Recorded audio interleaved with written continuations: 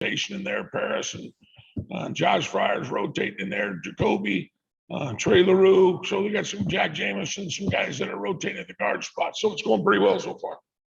It's good to hear your voices in midseason form.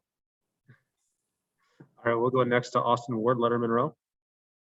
Hey, Stud, when you mentioned Josh Fryer, what is it about him that he's seemingly made a little bit of a jump here for you this spring? Yeah, again, his athleticism is what excited me in recruitment. He was a basketball player. He's a guy that's 6'5", but he has the ability to bend and play really low. And those two things were the things that intrigued me about him when we first got him in recruiting. And it's only gotten better through training with Mick. And now he's getting stronger. He's got a little edge to him. And he's a guy that's got some grit. He's got some toughness. He shows up every day and he's learning and he's putting things together, but he's got some grit. And I like that. So that's what's kind of what's got him going. All right, let's go next to Dan Hope from 11 Warriors. Dan? Yeah, Greg, obviously Paris is making that move from, starting out at tackle to, playing guard right now. Just how do you think he's handled that transition, and what do you think can make him a successful guard? Well, he is the same thing as Fryer. He is a kid that's very, very mentally tough.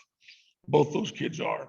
And without that, first, you wouldn't be able to make that transition because there's a little bit of difference sometimes between tackles and guards as far as athleticism and finesse and toughness and grit. And both those guys have the ability to do that and go inside. And Paris is such a student of the game. I mean, he studies the game. He's in my office. Sometimes I got to kick him out because I'm sick and tired of seeing him, because he's in there every day wanting to know this and wanting to know that. How do I get an edge on this? So his attention to detail and his toughness and I want to play, coach, is why he's made the transition so smooth so far. All righty, next up, we'll go to Brendan Gulick, Buckeyes Now on SI.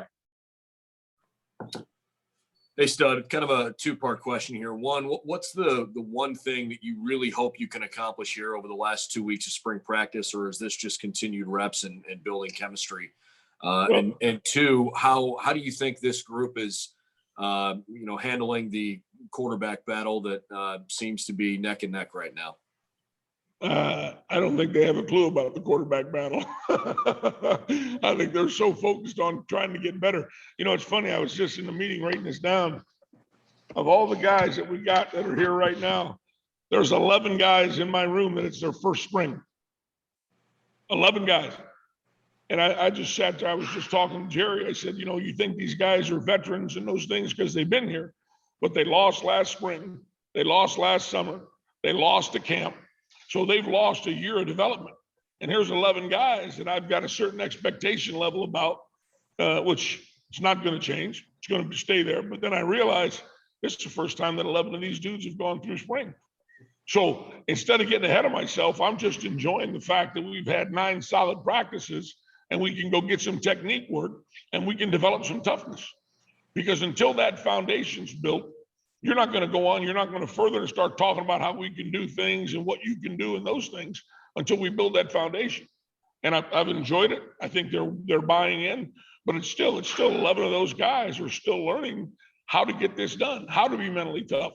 Some are further along than others, but they're all developing through it. So that's going to be my focus till the end of this spring, is getting that foundation built in a lot of young guys, because the Thayers and the Knicks, they're coming along. They know how to do this. They know how this goes. They know what they need to work on to take them to an elite level. But it's those other 11 or 12 guys that need that foundation built, and that's what we're working on. All right, let's go next to Doug Lamarice, Cleveland.com. Hey, Stud, when you have 2 veteran tackles like Thayer and NPF and a great young tackle prospect like Paris, what was your decision-making process like in deciding that it would be Paris as the guy who would work at guard this spring? And did you give any consideration to maybe moving one of those tackles inside? I absolutely did. And the reason I didn't was, again, right now, and again, it could change. I don't think it's going to, but it was to keep those 2 guys. They were 2 of the best tackles in the country last year. They proved it. They're growing. They can help those guys inside, and to have two guys on the edge, like those two guys that can protect those young quarterbacks, that was really what I thought was going to be the best for us. And Paris's ability, his athleticism, his quickness with him and Fryer, because you forget, Fryer's a fantastic tackle too. So's Dwan. There's two more tackles that are can really be good tackles in my opinion. But those two kids' ability to bend, their quickness, their agility allowed them to go into that guard spot without changing the edge protection for our young quarterbacks. So that was really one of the major factors. Thank you, Stud. All righty, let's go next to Tony Gerdeman, Buckeye Scoop. Greg, regarding Harry, you're looking for your best five. Yeah. Safe to assume he's one of the best five, and will he be in the mix at center in the preseason? Absolutely. There's no question. I would assume he's going to be one of the best five. But again, these young guys are getting the reps and getting the work. But when the preseason comes, Harry's going right back into that mix, whether it be at center or whether it be at guard. But again, you're right. We're working on the best five, and I would assume he'd be one of them. But we'll see. Thanks. We'll go next to Stephen Means, Cleveland.com. Stud, if I remember correctly, Harry didn't. He's one of those 11 who's going through technically his first full spring here. But if I remember correctly, you guys were doing FaceTime calls with him all throughout the spring and pretty much keeping him up to speed to the point that once he got here, he was good enough to be able to earn that number 2 center role. Donovan Jackson is also not here, and it's kind of a similar rated guy. Are you guys doing anything similar with him? And then also, when he gets here, can he start? Is he going to be in that mix? Well, number one, yes, we are doing the same things. He's been in our meetings through the spring. He's got the manual. He's got the things. We've talked about drill tapes. We've watched drill tapes. And yes, he's going to have the opportunity to come in there and be one of the five just like anybody else does. All righty, we'll go next to Nathan Baird, Cleveland.com. Hey, Greg, can you kind of give us an update on where Dwan Jones stands right now and just what sort of role you expect from him this season? He's really well. He's a little banged up right now, so I haven't had him for a couple of days here. But up until that point, he was really doing well. He was coming along. He's got his weight down to the best it's been in a long time. He's in good shape and really was playing well. So again, there's another guy that can allow you as he comes along and develops. And again, his first spring, as he continues to come along and he continues to develop. Number one, it gives you depth, but it also gives you an ability to play different guys at different places. So I was very pleased with how he was doing. Do you expect him back? Yes. In the spring? Yes. All righty, next up, Bill Landis, The Athletic. Hey, Stud. A couple of years ago, I guess when Ryan really first took over, there seemed to be a pretty major emphasis on kind of restocking your room. Maybe, I don't know if improving the recruiting is the right way to put it or not, but just adding some more guys there and really building up that depth. And it seems like 2 years later, you've done that. And I know it's not complete and the job's never done, but just how do you feel about where your room is compared to where it was a couple of years ago? Oh, I couldn't be more excited. I think you hit it on the head. Everything you said right there is correct. I know the state of the room, and you guys do too. What it was when I got here, for the first 2 years, I had 5 people. I stayed up at night because if somebody went down, I was like, oh boy, we better get the punt team ready. That was my feelings. And you're right, to have that depth back in the room now, and again, what you just said showed at Michigan State last year. We lose those guys the night before the game. We didn't lose those guys a week before the game. We lost those guys, and a couple of those COVID guys right away. And for those kids to jump in there and play like that against a defense like that, that's a testament to what we've done. And that to me, those kids were ready to go. They knew through the whole COVID thing at any minute, somebody was going to have to jump in there, but it wasn't tested and proven until that point. And when they jump in there, that gives all those guys in that room confidence that when my number's called, or how about if I just go challenge this guy? Thayer Munford's pretty good, but how about if I go beat him out? And now that's in that room. So all the other guys now, when you go to practice, you better be at your best. Because if you're not, that guy's very well capable of doing the job as well. And that's what it should be. When you've got an offensive line room that has depth, and those things can happen and still instill confidence in everybody around them. So you're exactly right. That's a fact. All righty, let's go next to Dave Biddle, 247. Hey, Greg, can you delve into just how much Matt Jones improved maybe from 2019 to 2020? Was he your most improved guy? And just, are you surprised with where he's at this point? You know, you're right. He is one of the most improved. I would absolutely say that. I think, with some guys learning and getting themselves prepared is as much a mental thing as it is a physical thing. And Matt is a guy that's always had the physical tools. He is so strong, he's quick, but eventually it gets to the point where, you know what, I'm tired of not being a starter. And a little light goes off, or whatever you want to call it. I don't have a right word for it, but I'm sick and tired of watching.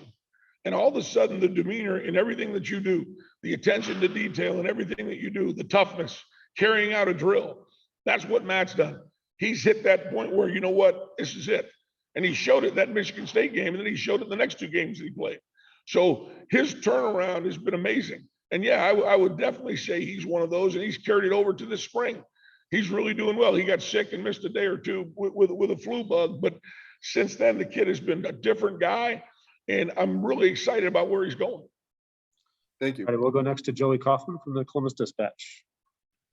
Greg, question about Nick Petit Frere. I guess, where do you see him being able to make the biggest jump or improvement? This will be his second full year as a starting. The thing that, yeah, you're right. The thing that we're focusing on with Nick right now is his pad level. He's a tall guy, and for him to bend at times, it's a strain. So we've been working on his pad level and making him a more productive run blocker by getting him to bend.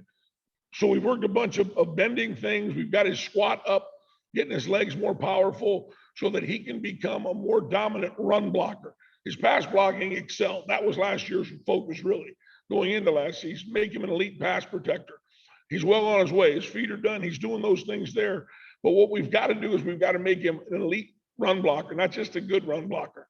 I would say that's where he was. He's got to become elite, and that's what we're focusing on now. All righty, next up, Tim May from Letterman Row. Tim.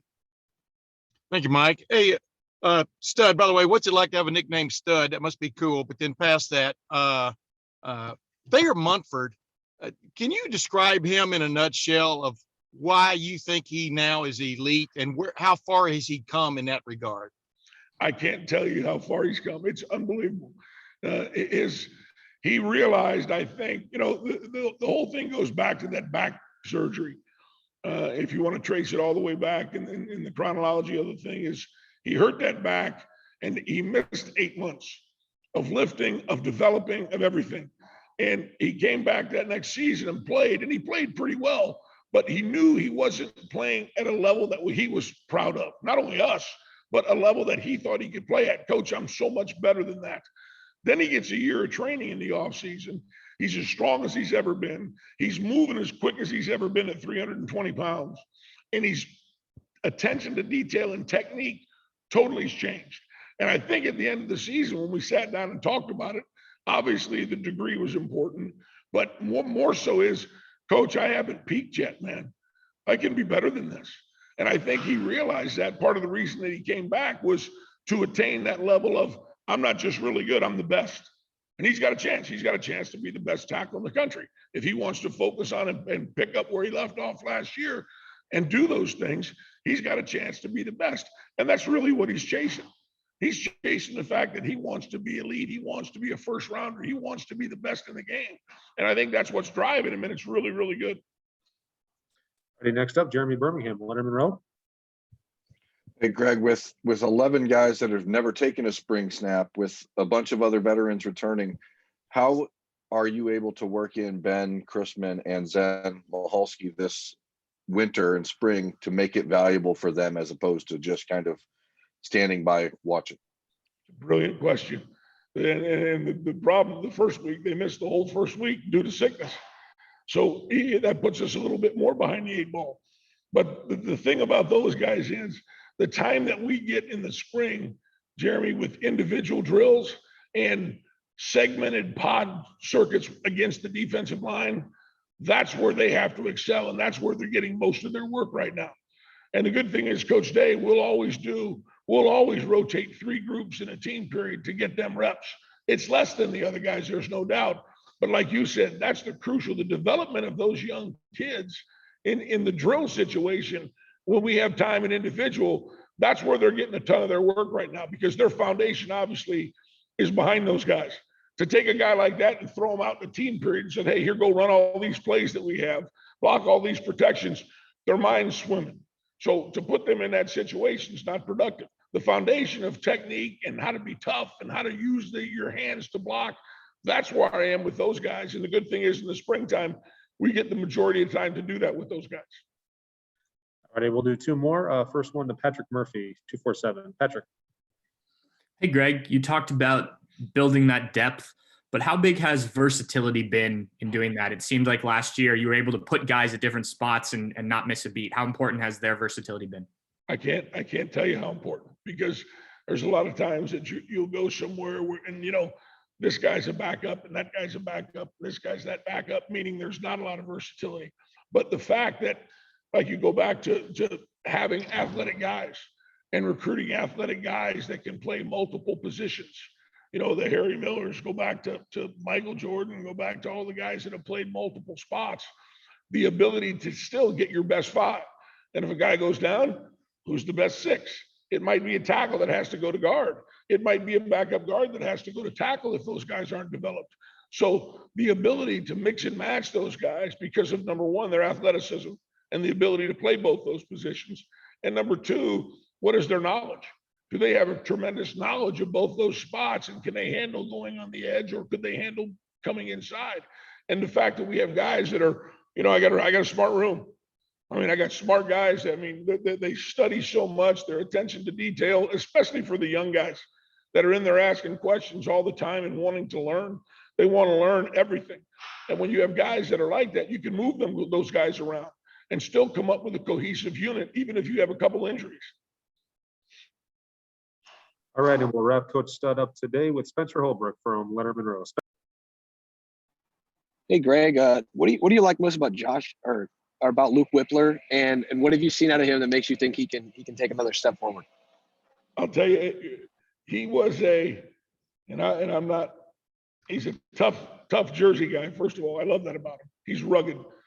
But the second of all, he is I'll tell you a story. The national championship game ends, and those kids had a chance to go home. And I'm home the next day, and Luke calls me, and he's in the indoor, and he's filming drills and sending them to me.